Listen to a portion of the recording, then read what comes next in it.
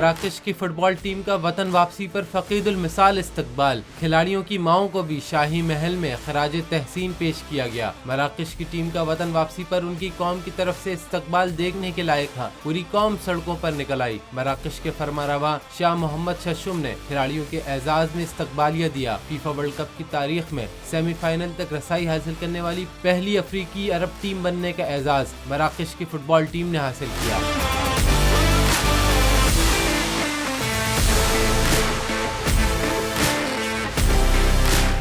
दुनिया भर में मुल्क का नाम रोशन करने वाले खिलाड़ियों को दारुल हुकूमत रबात पहुंचने पर एयरपोर्ट से खुसूसी बस के जरिए शाही महल ले जाया गया। खिलाड़ी जहां से गुजरे अवाम उनके हक में नारेबाजी और आतिशबाजी करते रहे। मराकश के फरमारवा शाह मोहम्मद शशुम ने शाही